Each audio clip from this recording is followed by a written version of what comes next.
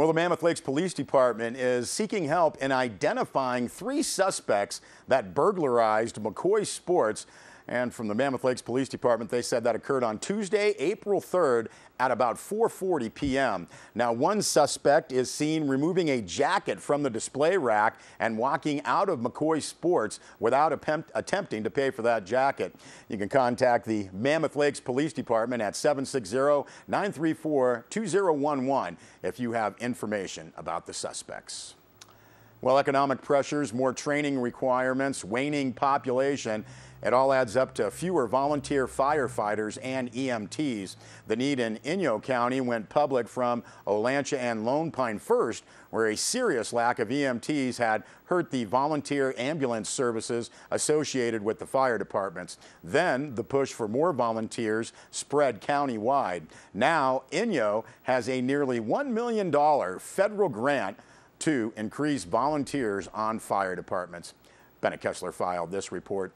What's called the SAFER grant program is designed to retain current volunteers and attract new ones through pre-tax benefits like payments on medical visits, care for dependents, contributions to 401ks, and accident insurance. The SAFER grant officials say that Inyo County's 6 fire departments include some 114 volunteers when 170 volunteers are actually needed to effectively respond to the number of calls received. Now, Bishop Fire Chief Ray Seguin said fire volunteer numbers have gone down everywhere in the past 10 years. Seguin said social issues have contributed to the drop in numbers, things like economic pressures and both parents working. Chief Seguin said that the additional training requirements have turned others away from volunteering. Now, Seguin sees the grant program helping to attract volunteers and to keep current ones involved. The financial benefits only goes to those volunteers who perform to a certain level. Now, Inyo County's volunteer fire departments have a lot of territory to cover and need dozens more volunteers. The departments serve nearly 18,000 people over more than 10,000 square miles. All 6 fire departments now have benefit programs through the new federal grant, and you can contact your local fire department for more information. Well, after more than 2 years of construction and millions of dollars invested, Northern Inyo Hospital in Bishop has recently received its official certificate of occupancy from the Office of Statewide Health Planning and Development, and that's for the new hospital building. Administrator John Halfin said staff started moving equipment and employees to the new facility over a week ago. Now, the next step before the hospital can receive patients is the official state license.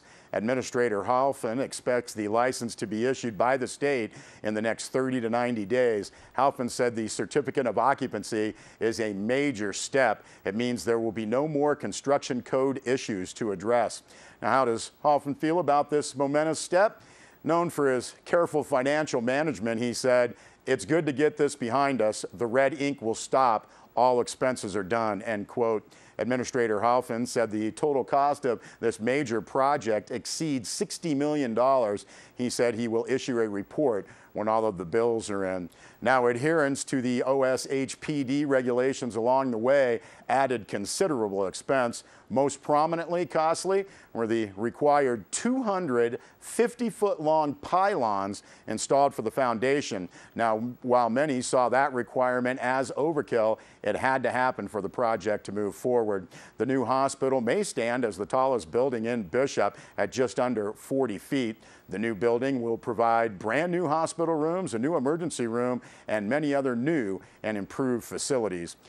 Halfin ensured all that continued hospital services will continue uninterrupted in the same places while the move happens. He looks forward to a community ceremony probably in June to mark the major accomplishment of this new facility. Bennett Kessler filed that report. Well, the Inyo County Probation Department will be presenting the nationwide Every 15 Minutes program, and that will be taking place this Wednesday and Thursday at Bishop Union High School. The Every 15 Minutes program is an educational experience for high school students that remind them of the dangers associated with driving while impaired. Students, families, and other residents are encouraged to attend.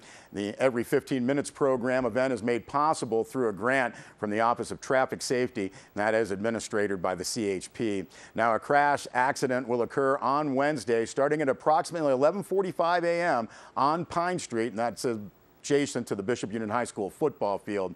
Now, on Thursday, at 9 a.m., students and observers will meet for an assembly at the Bishop Union High School auditorium to see a video of the crash accident and to hear a guest speaker who has suffered a personal loss as the result of a drinking and driving accident. And again, that's the Every 15 Minutes program this Wednesday and Thursday.